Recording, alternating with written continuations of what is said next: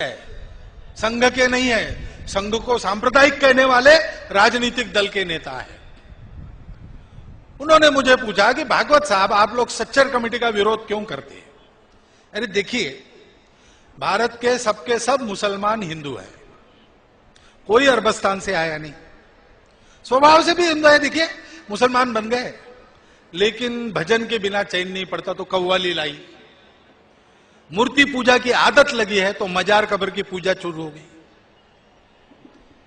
अब उसको अगर ये समझ में आ जाए भारत के मुसलमान को कि हमारी केवल पूजा पद्धति बदली है, वैसे तो हम हिंदू ही है, हिंदू पूर्वजों के वंशज है और हिंदू संस्कृति की विरासत है, हिंदू स्वभाव ही हमको मिला है, तो सारा झगड़ा खत्म हो जाएगा। उसके लिए उनको शिक्षा देनी चाहिए और शिक्षा के लिए सच्चर कमेटी चाहिए। तो आप विरोध क्यों करते हैं? मैंने उसको कहा कि महाराज, आपकी सब बात मुझे पूरी मंजूर है, लेकिन आप ये मुझे मत बताओ, आप ये सब अपने देश के मुसलमानों को समझाओ।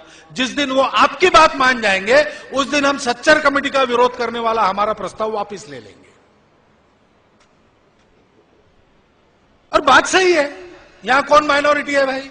यूनो कहती है कि माइनॉरिटी एथनिक होनी चाहिए, रिलीजियस हो नहीं सकती, तभी हो सकती जब रिलीजियस माइनॉरिटी की संख्या उस रिलीजन के संख्या 5% के अंदर हो। अपने देश में दोनों व्याख्याओं में बैठने वाला कोई माइनॉरिटी नहीं है और सब समान पूर्वजों का वंशज है और कहीं जाने वाले नहीं है, उनको जीना मरना भारत में ही है।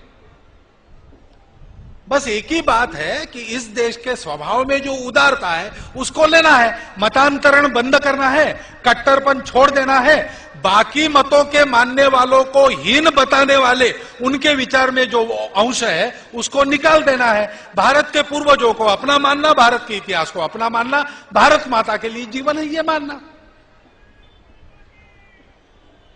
लेकिन ये वो कब मानेंगे? ये जो अपने आप को हिंदू कहने वाला मानने वाला है, वो अपने संकटों को परास्त कर संगठित कर जब खड़ा नहीं होगा तब तक वो नहीं मानेंगे, क्योंकि वो देख रहे हैं कि हिंदू पिट रहा है, हिंदू लूट रहा है। अपने आप को हिंदू कहने वाले मार खाते रहते, अपने आप को हिंदू कहने वालों में आपस में भेद है, सामाजिक समरसता नहीं है, जाति के भेद पंथ के भेद लड़ते रहते, एक दूसरे को छोटा बड़ा कहते रहते। ऐसे हिंदुओं के साथ रह के क्या करना है? और इसलिए सारी दुनिया को एकता के सूत्र में पिरोने का एकमात्र रास्ता हिंदुत्व है और वो सबके समझ में आ जाए, इसका एकमात्र रास्ता है हिंदू संगठन। वही संघ का काम है। संघ किसके लिए करता है? देश और दुनिया के उद्धार के लिए जो एकमात्र उपाय है, वो एकमात्र उपाय कर सकने वाला सामर्थ्य संपन्न, समरसता युक्त, वैभव संपन्न, जिसकी ओर आंख टेढ़ी करके किसी की देखने की हिम्मत न हो, जिसका हाथ इस पर उठे तो उसका हाथ टूट जाए, ऐसी ताकत वाला भारतवर्ष खड़ा करने के लिए यह संघ का काम है। यह संघ का काम नहीं है, यह हमारा आपका सबका काम है, क्योंकि इसी में आपका हमारा सुख निहित है। और इसलिए संघ ये सारे काम करता है और ऐसे कार्यक्रमों में आपको बुलाता है और आपका सहयोग मांगता है। संघ को चुनाव लड़ना नहीं है।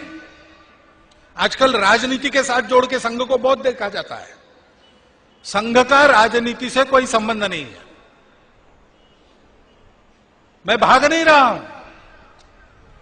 संघ को अगर राजनीति करनी है तो संघ अपना मालिक है, संघ को भागने की जरूरत नहीं और किसी पार्टी के पीछे छुपने की जरूरत नहीं।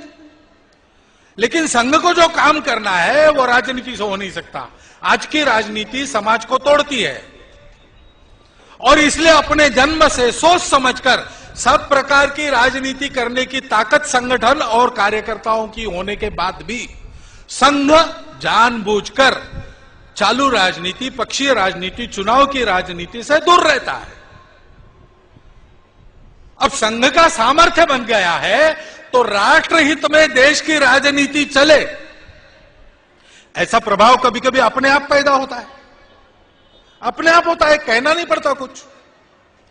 अगर कोई बल संपन्न सच्छील आदमी जो किसी गुंडे की गुंडागर्दी नहीं सहन करता वो साथ में बैठा है तो दो चार गुंडे आएंगे भी, देख के वो सोचेंगे कि यहां गड़बड़ करेंगे तो मार खाएंगे, चुप बैठो, सभ्य आदमी जैसा बैठो। ये अपने आप होता है, करना नहीं पड़ता। इतना बड़ा स्वयंसेवक वर्ग राष्ट्रीय दृष्टि प्राप्त सारे देश में फैल गया है, तो संघ का एक प्रभाव है। और जब कभी उसका उपयोग करना आवश्यक होता है, संघ जरूर करेगा, राष्ट्र हित में, पक्ष हित में नहीं, व्यक्ति हित में नहीं, संघ हित में भी नहीं, राष्ट्र के हित में इतनी प्रचंड स्वयंसेवकों की शक्ति निष्क्रिय बैठने नहीं देगा संघ, उसका जरूर उपयोग करेगा। लेकिन संघ को सत्ताकांक्षा नहीं है, संघ को चुनाव लड़ना नहीं है, संघ किसी पार्टी व्यक्ति के पीछे नहीं है, संघ राष्ट्रीय नीतियों के पीछे जरूर है और रहेगा। संघ किसी के विरोध में काम नहीं करता, सर्वेशाम अविरोधेन काम है।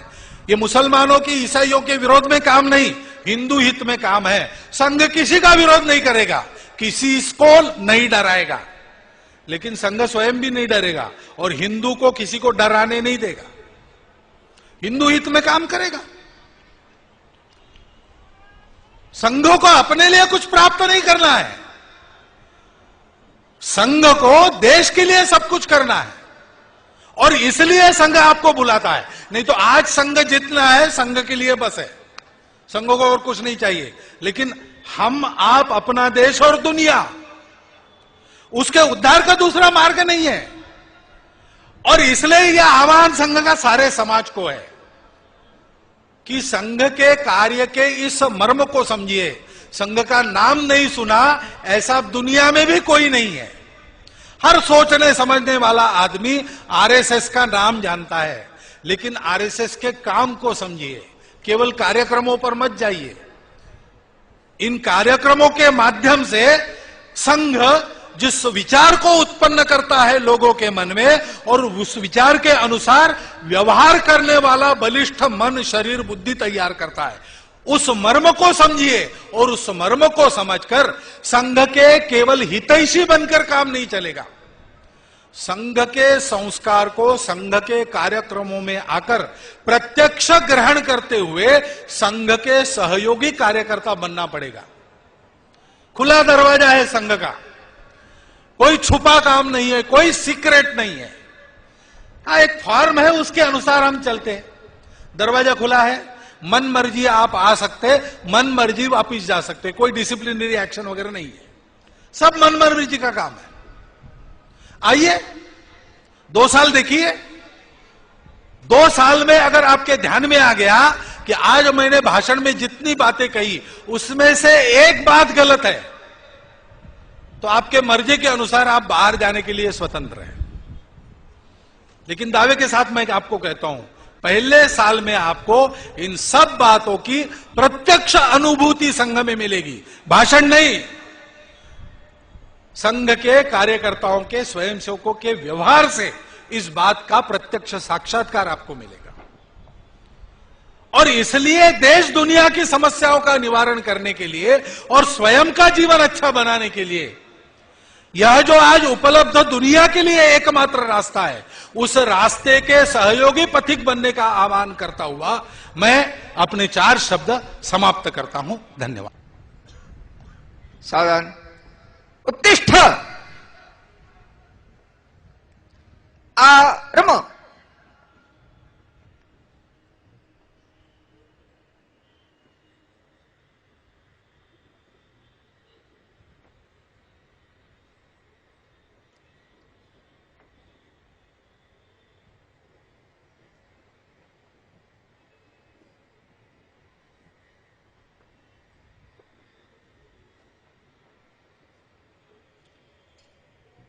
संघ